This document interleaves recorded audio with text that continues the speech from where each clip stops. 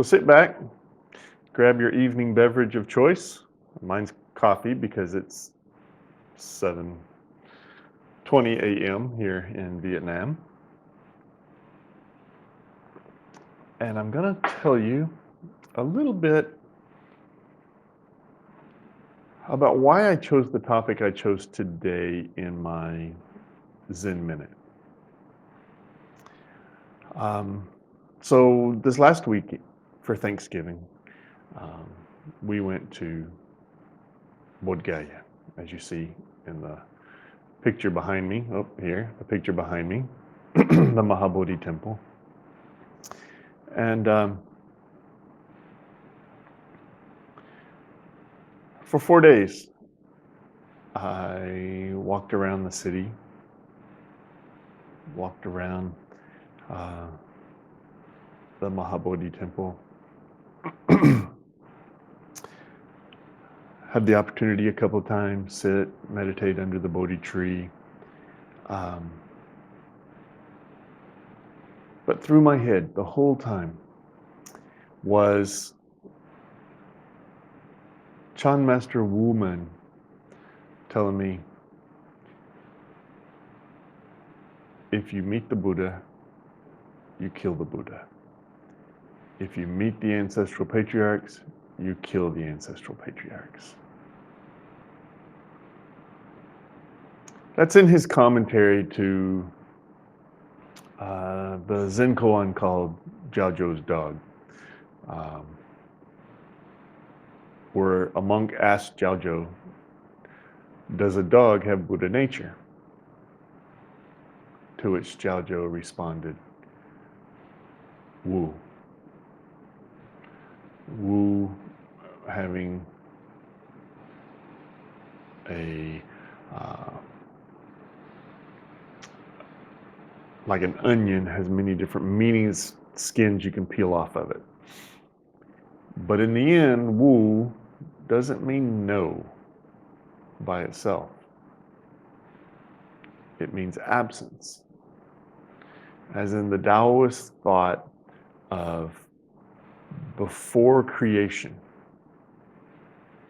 before existence, before what we call in Buddhism, before Namarupa.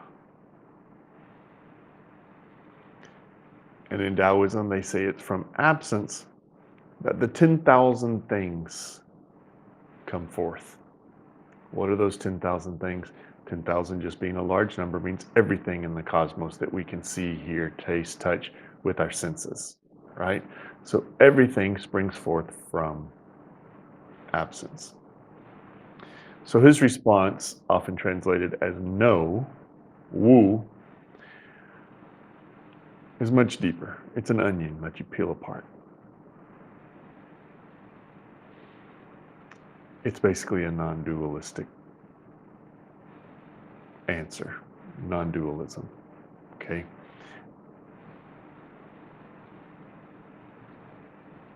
There is nothing that both has and has not Buddha nature. With the existence of Buddha nature, there is only the existence of Buddha nature because there is no Buddha nature. And there is no Buddha nature only because there is the existence of Buddha nature. This exists because that exists. This does not exist because that does not exist type of non-duality thinking, Namarupa. Being that before thought, form and name and form.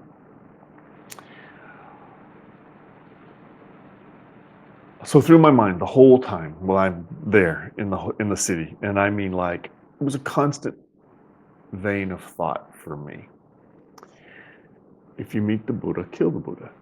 If you meet the ancestral patriarchs, kill the ancestral patriarchs. So what does that mean?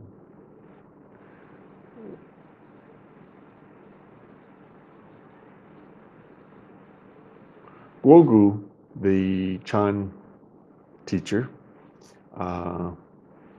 who was the assistant to Shenyang for many years before he disrobed, moved to Florida. I think he's still in Florida now and teaching. he says when you know something, you kill it. That's what he wrote in his version of uh, The Gateless Barrier, I think he calls his book, but it's the same collection of koans. But in his book, he says, when you know something, you kill it. And I like his definition, though I think there's more to it. So when you know the Buddha, you kill the Buddha. So when Woman said, if you meet the Buddha, kill the Buddha. If you meet the ancestral patriarchs, kill the ancestral patriarchs. So according to Gogu's translation, that means know them. Not just know them superficially. Know them deeply. And when you do so, you kill them. How do you kill the Buddha? And why would you want to kill the Buddha?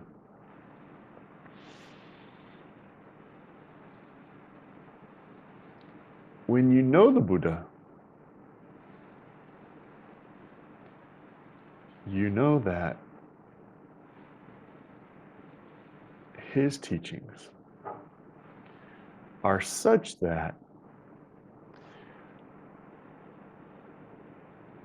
all things are the Buddha.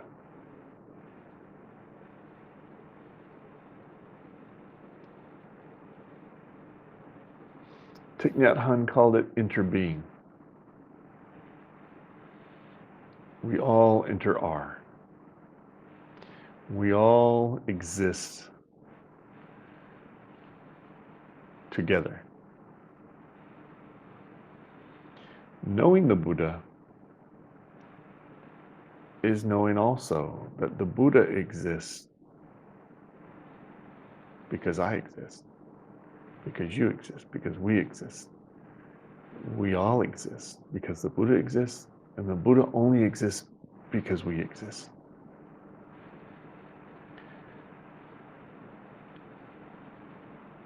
Kill the Buddha. It really means kill the self.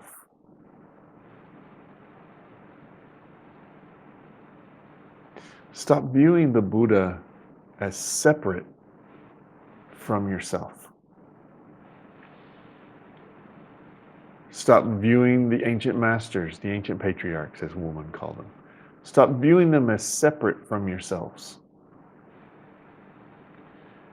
When they no longer exist because the self no longer exists, you have killed them. Kill the self means kill the Buddha. Kill the self means kill the ancestral patriarchs. How do we kill the self? Again, nobody's talking about suicide here. We're talking about ceasing to see yourself separate from the rest of existence. Stop seeing yourself as separate from the 10,000 things, as they would call it in Taoism. And see all of our original source is absence.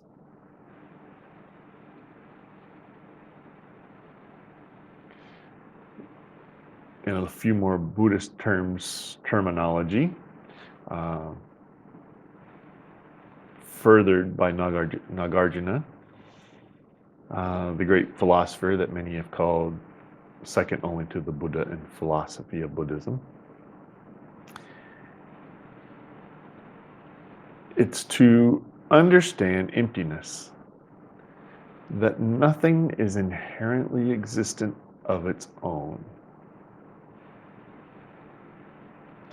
And that's really the Buddha's teachings on dependent origination. That same teaching from India is the same teaching from China in Taoism, that we exist from the absence into the presence.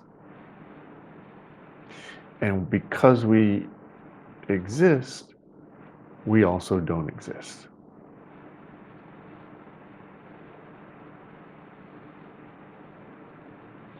So as I'm walking the streets of Bodhgaya, I'm thinking to myself, know the Buddha. Know the Buddha. Kill the Buddha.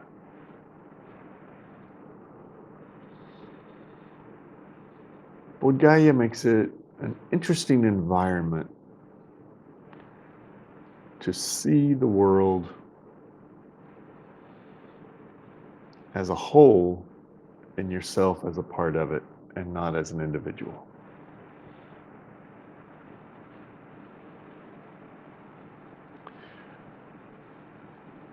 There are many beautiful temples in Bodhgaya. Some have huge, giant statues to the Buddha. Some have small statues to the Buddha.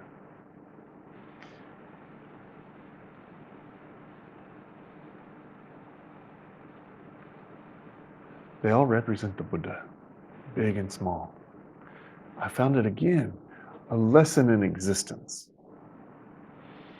There's the greatness of the cosmos, and there's the minutiae of the cosmos. There are the great Buddha statues and the very small Buddha statues, and everything in between.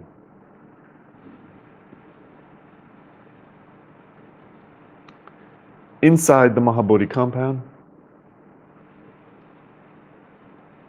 is a Hindu temple. Just on the outside of the wall of the Mahabodhi compound is another Hindu temple. Now, of course, a lot of that has to do with politics of India. And there are lots of Buddhists that go around there passing out flyers saying, hey, we want to kick out all the non-Buddhists. We want to get them off of our council for the management of the Mahabodhi complex, etc.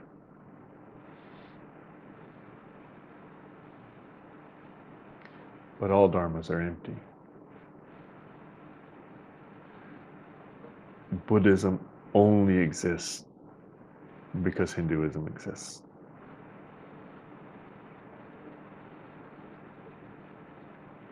Hinduism exists only because Hinduism didn't exist before.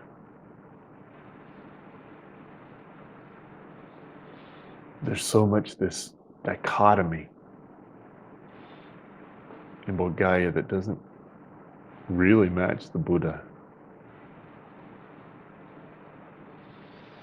The Buddha never called his religion, his philosophy, his teachings. He never called it Buddhism. He called it the Dhamma Vinaya.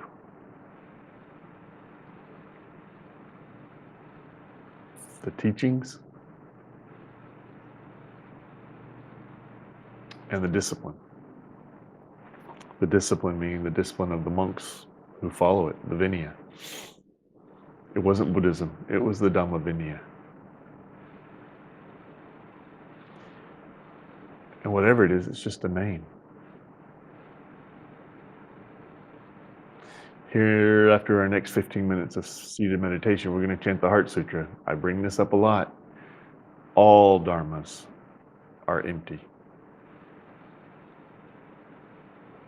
The Buddha Dharma, the Hindu Dharma, the Jesus Dharma, the Moses Dharma, the Muhammad Dharma. The teachings of all of them are empty of self-existence. They all exist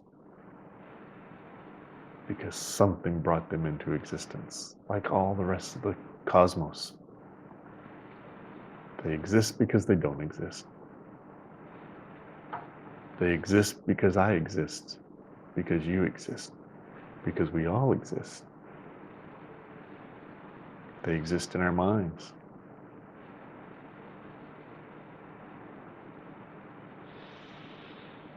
So in summary, what a great lesson to me as I walk the streets of Bodhgaya, of knowing the Buddha.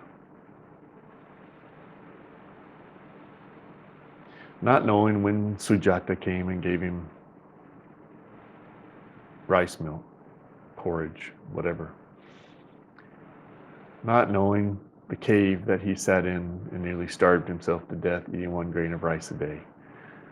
Those are not the things I mean about knowing the Buddha. Walking the streets of Bodhgaya, I came to more clearly know the Buddha. Know the Buddha in me, know the Buddha in you, know the Buddha in nature, know the Buddha in Jiaozhou's dog.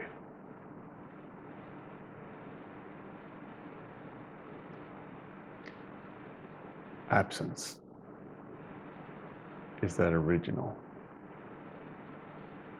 source issue for all things.